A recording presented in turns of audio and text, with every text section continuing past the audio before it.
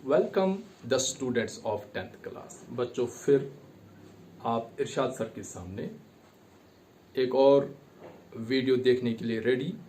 बच्चों, आज हमारा टॉपिक रहेगा एक्सरसाइज 8.1 और एक्सरसाइज 8.1 से बच्चों मैंने क्वेश्चन नंबर 2, क्वेश्चन नंबर 4 और क्वेश्चन नंबर 6 दिया है।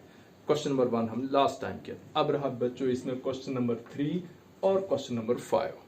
क्वेश्चन नंबर 3 और क्वेश्चन नंबर 5 आपका असाइनमेंट रहेंगे। बच्चों, जब तक आप खुद से प्रैक्टिस नहीं करेंगे तो ये सारी टीचिंग जो है वो यूजलेस है।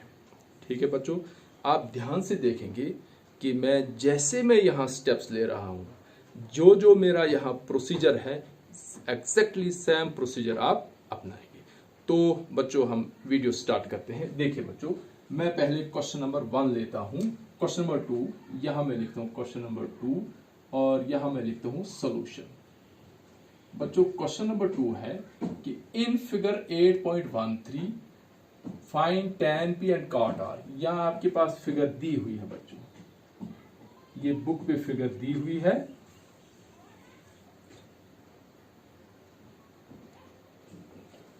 ये साइड दी हुई है और ये इसका हाइपोटेन्यूज दिया हुआ है ये बच्चों, और इसका जो राइट एंगल है बच्चों जो इंपॉर्टेंट है वो है Q पर। और बच्चों ये है इसका P और यहाँ है R। इसके हाइपोटेन्यूज की लेंथ है 13 और इसका जो PQ साइड है वो है 12। हम PQ को परपेंडिकुलर नहीं कह सकते हैं क्योंकि अभी हमें नहीं पता है कि हम किस अगर हम एंगल R के अकॉर्डिंग देखेंगे तो PQ परपेंडिकुलर होगा और अगर हम P से देखेंगे तो फिर PQ बेस होगी। ठीक है बच्चों, हमारे पास क्वेश्चन है कि इन द फिगर, ये बच्चों हमारे पास फिगर आपकी बुक पर फिगर 8.13, इसको स्टडी करके हमने क्या करना बच्चों, हमने tan P निकालना, tan P minus cot R निकालना है। ठीक है बच्चों, मैं सॉल्यूशन में लिखता हूं कि P Q R is a triangle comma right angled at Q। ये बच्चों है। उसके बाद हमारे पास गिवन क्या है कि PQ is equal to 12 centimetres and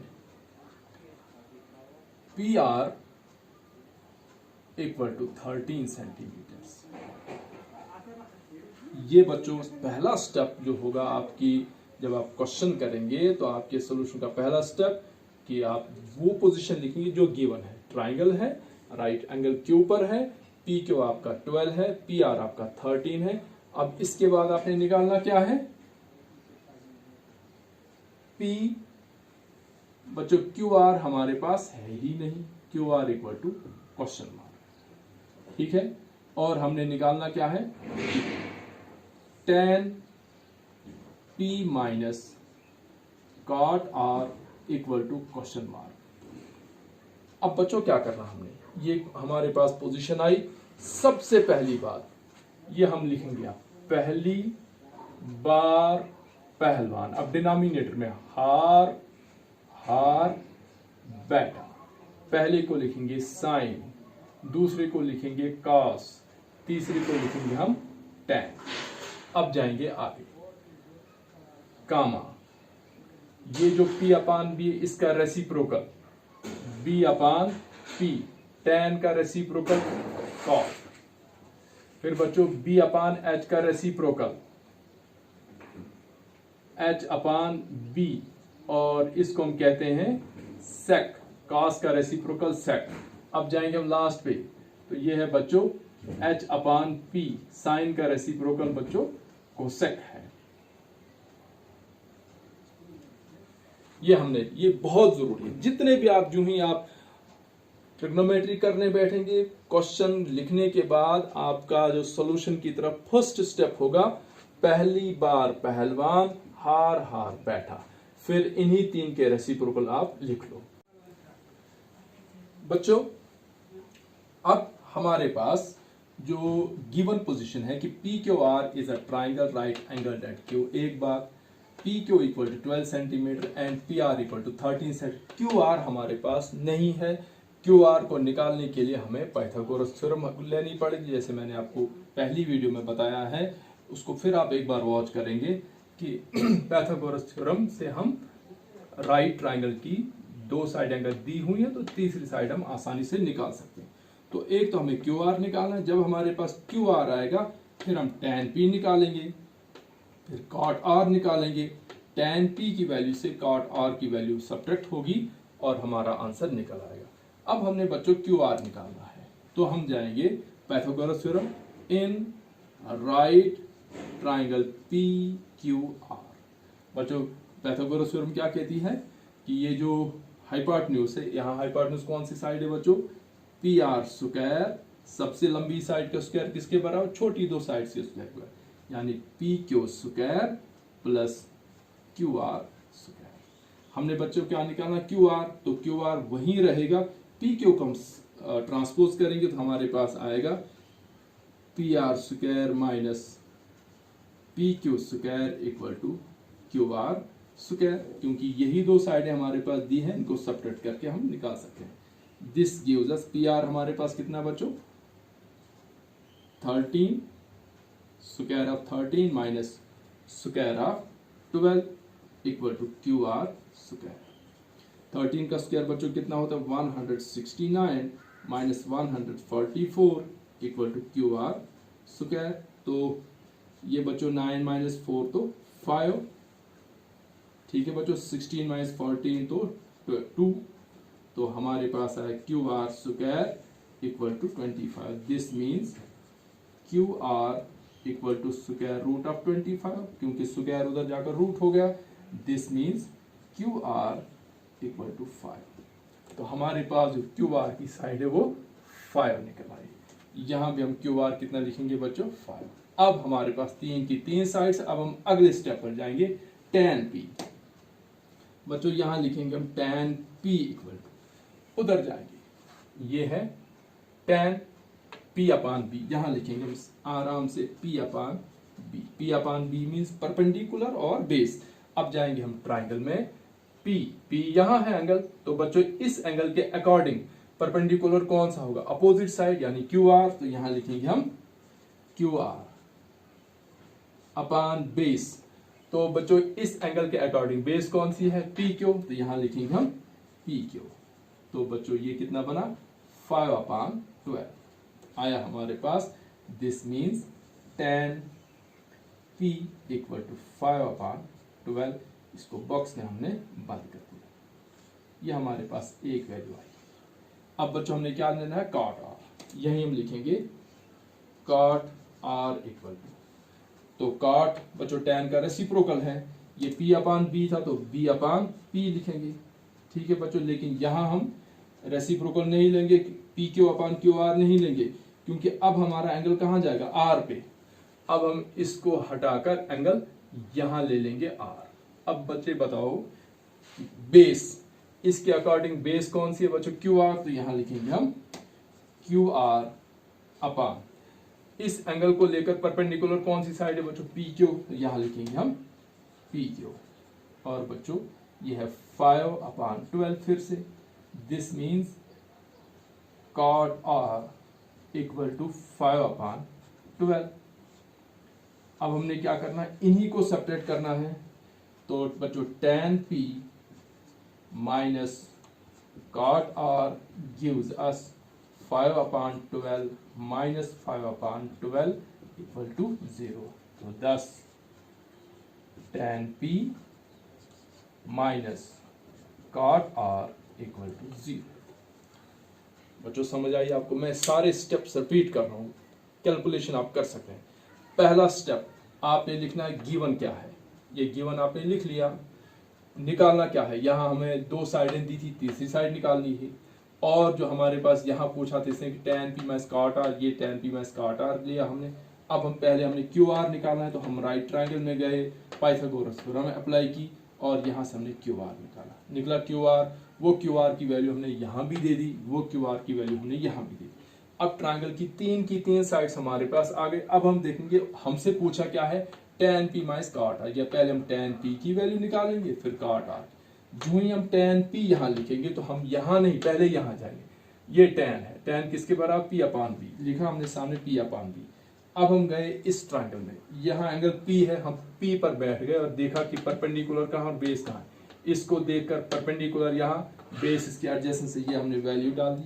इसी तरह से काटा और सब्ट्रैक्ट करके हमारे पास आंसर 0 आया। ये था बच्चों क्वेश्चन नंबर 2। अब हम क्वेश्चन नंबर 4 करेंगे। चलिए तो बच्चों क्वेश्चन नंबर 4, फिर हम वही स्टेप्स फॉलो करें। पहले हम जाएंगे, क्वेश्चन में पूछा क्या है, given cot 15 into cot a equal to 8, calculate cos a and tan a। तो बच्चों हम यहां भी लिखेंगे गिवन। तो गिवन क्या है बच्चों, 15 cot a is equal to 8। ठीक है बच्चों। और बच्चों cot a को 15 के साथ मल्टीप्लाई है, ये 15 क्रॉस होगा तो हमारे पास क्या आएगा बच्चों, cot a equal to 8 upon 15। ठीक है बच्चों। आर, अब cot a हमारे पास, हम जाएंगे वहां, पहली बार पहलवान हार और बैठा के सामने, ये है हमारा बच्चों cot b अपान p। यहां लिखेंगे हम cot a equal to b upon p equal to 8 upon 15। इसका मतलब क्या हुआ बच्चों, दिस मीन्स कि हमारी जो बेस आ गई, बी फॉर बेस, न्यूमरेटर के सामने न्यूमरेटर की value, base equal to 8, P means perpendicular, तो परपेंडिकुलर इक्वल टू 15। ठीक है बच्चों, ये 15 क्रॉस हो गया।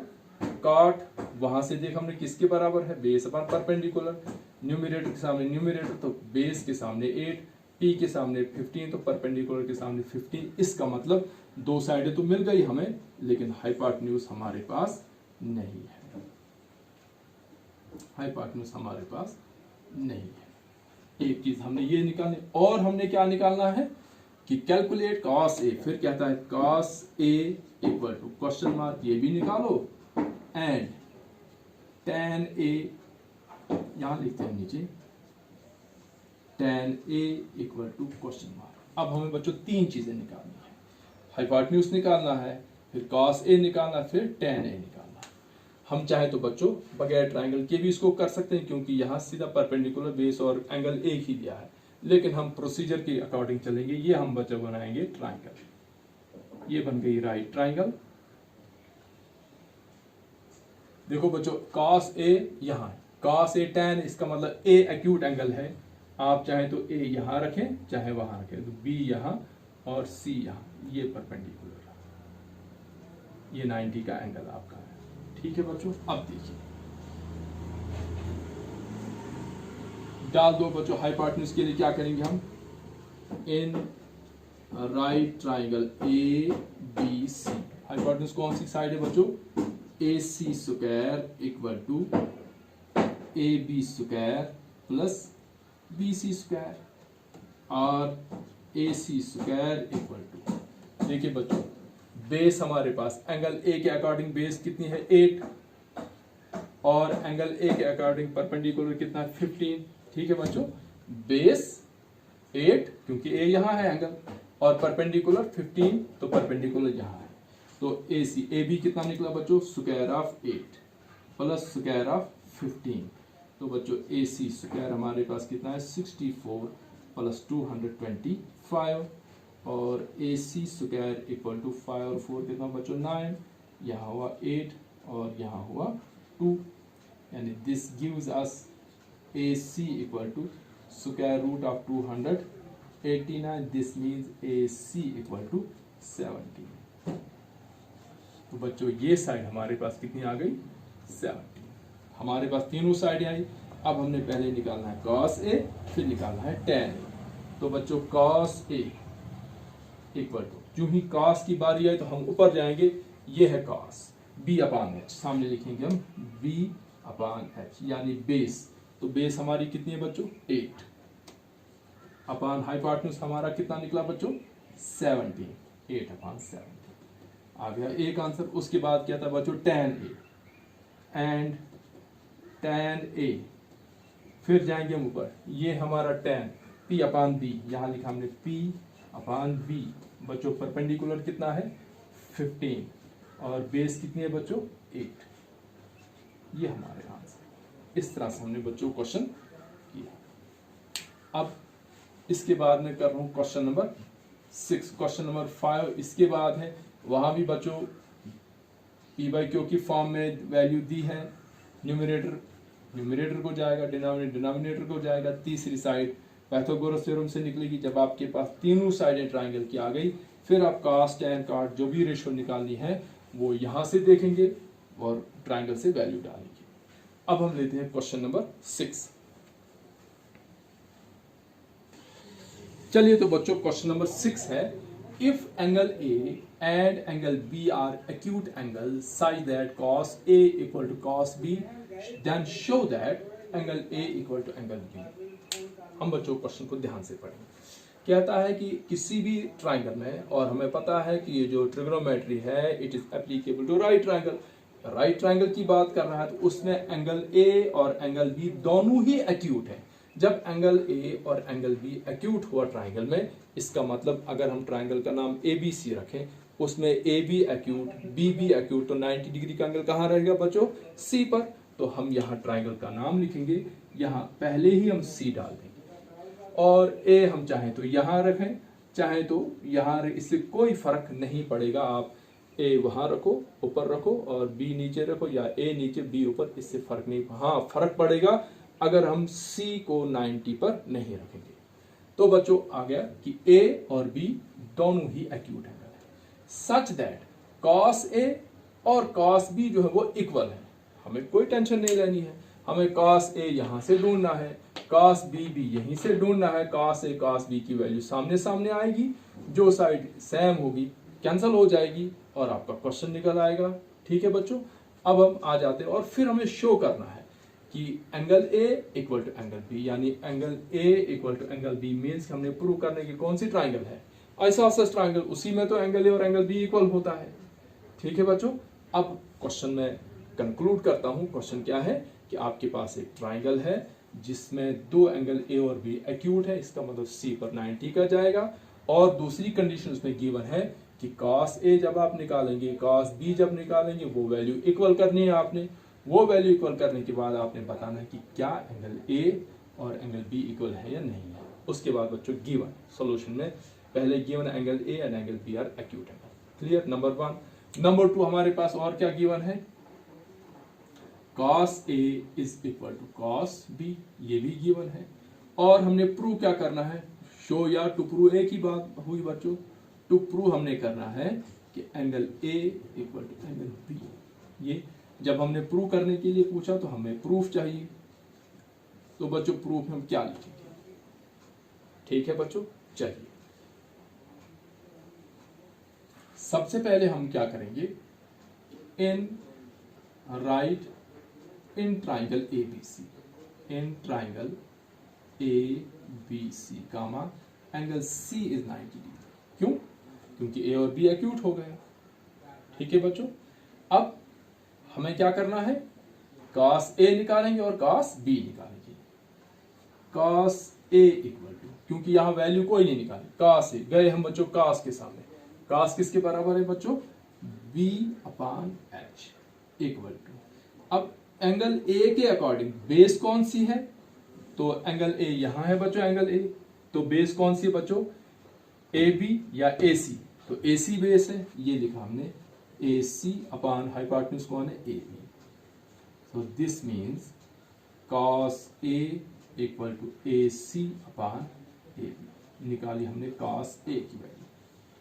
अब हम जाएंगे cos B निकालने के लिए, cos B इक्वल टू, फिर हमने देखा cos कितना है बच्चों, B अपॉन H इक्वल। अब हम A से शिफ्ट होकर B पर गए, ये हमने इसको मिटा दिया और अब हम गए B पर। तो B पर बैठकर बेस कौन सी है बच्चों, AC या BC, BC, तो यहां आएगा BC अपॉन हाइपोटेन्यूज वही रहा AB। This means cos B equal to BC upon AB। लेकिन हमारे पास बच्चों cos और cos B इक्वल है, but cos A equal to cos B. कहां से पता चला?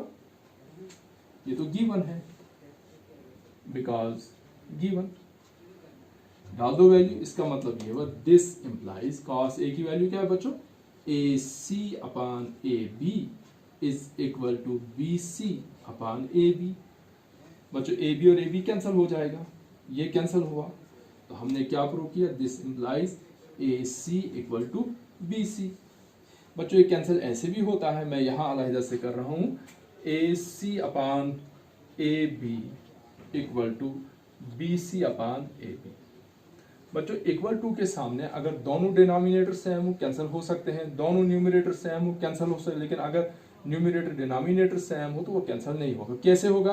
देखो बच्चों, अगर मैं इस ए बी को क्रॉस मल्टीप्लाई करूंगा तो मेरे पास रहेगा left hand side A C equal to B C upon A B multiply by A B, क्योंकि ये डिवाइड में था तो मल्टीप्लाई, तो ए बी कैंसिल। हम चाहे तो इस ए बी को क्रॉस मल्टीप्लाई, ये डिवाइड इधर मल्टीप्लाई होगा तो यहां भी कैंसिल। इसलिए अगर इक्वलिटी साइन के दोनों साइड सेम डिनोमिनेटर हो कैंसिल करो, सेम न्यूमरेटर हो तो कैंसिल करो। अब हमने प्रूव क्या किया कि A C equal to B C. This means, इसका मतलब क्या? This means triangle A C के अपोजिट कौन सा एंगल है? This means angle B equal to, बच्चों ये बी सी है, बी सी के अपोजिट कौन सा एंगल है? Angle A. B C angle A, क्यों? Because angles opposite to equal sides. ये थ्योरम हमने 9th में पढ़ी है बच्चों। तो जब इक्वल साइड्स के अपोजिट एंगल बी इक्वल होंगे तो angle B equal to angle A, hence prove. मुझे उम्मीद है बच्चों इस क्वेश्चन की आपको अच्छे से समझ आई होगी। So thanks for watching. आपके लिए होमवर्क रहा बच्चों, एक तो रहा क्वेश्चन नंबर 3 और क्वेश्चन नंबर 5 आप क्वेश्चन करेंगे। कमेंट बॉक्स में मुझे बताएंगे कि आप आंसर को वेरीफाई करके आप देखेंगे क्वेश्चन आपसे निकला या नहीं। बहुत से बच्चे कमेंट बॉक्स में डालते हैं कि हमें समझ आ गई, हमने ये क्वेश्चन किया। Very good for those students.